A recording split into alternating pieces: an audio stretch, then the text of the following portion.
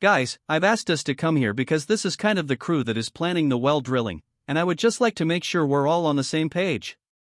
As a new day in the quest to solve a 229-year-old treasure mystery begins on Oak Island, brothers Rick and Marty Lagina, along with their partner, Craig Tester, are meeting with members of their team in the research center to discuss their current search operations in the legendary Money Pit area. I've been focused very much on these metals in the water. After our recent go-around with the scientists, they seem to say that had the most potential to be where the metals are coming from, wasn't it? Yeah. The yellow, that's Fred's sort of special area of interest, mainly because that's where we got persistent high copper, lead, zinc, and tin. And while their most recent tests have suggested that the treasure lies buried inside of a 2,500 square foot region known as the Pie, Dr. Michelle believes that it is most likely hidden within a mere 30 by 15 foot oval-shaped area. We need a name for this golden circle, golden oval, golden ellipse. All of those are too difficult.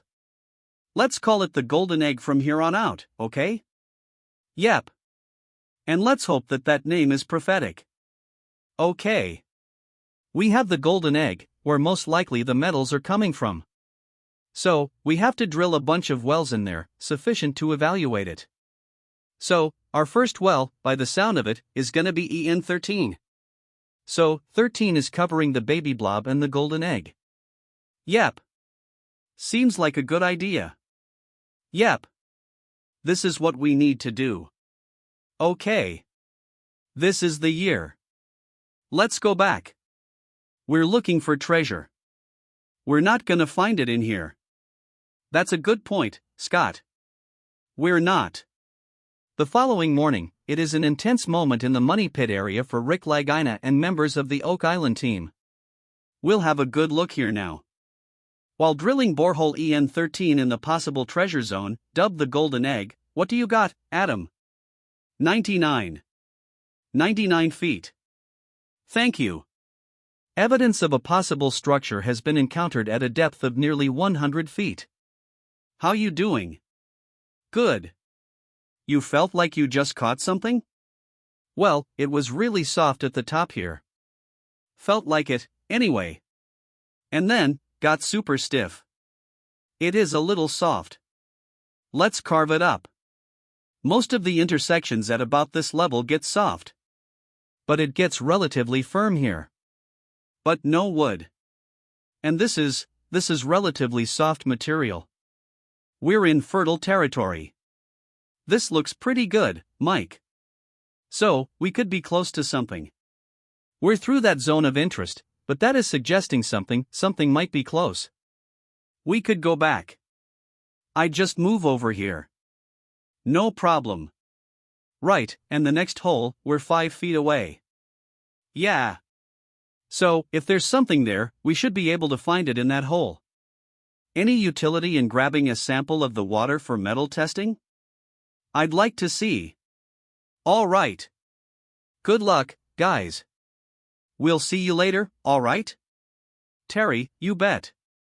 Later that afternoon, after being alerted to a potentially major development near the recently drilled borehole known as EN13 in the so-called Golden Egg, a borehole where, one day ago, the team believes that they nearly drilled into a possible man-made structure approximately 100 feet underground right there, that's the drill hole EN13.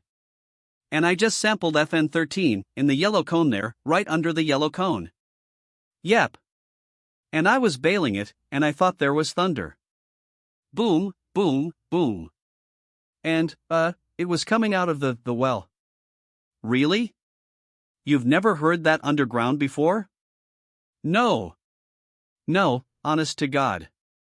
It was really quite extraordinary. It went on for about 30 seconds. What do you make of that? My thought is that when they were drilling EN13 there, we know they were in soft ground, that they're near something. And now it's moving around air within it. The implication being there's something open down there? Yes. This thing's collapsing.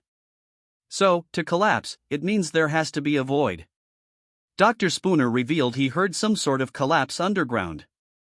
I never heard anyone talk of that before, so might there be a chance here to discover the treasure once and for all? Sure. There's all of these clues that strongly suggest this area holds significant interest. So, I think something's going on here. Something's going on here. All the chemistry has kind of pointed to that. Yeah. So, here's one example. If you hold it up to the sun, you can see the discoloration in it, the yellow color. In Yeah, that wasn't there beforehand. You just took a sample? Yeah. After that? Yes.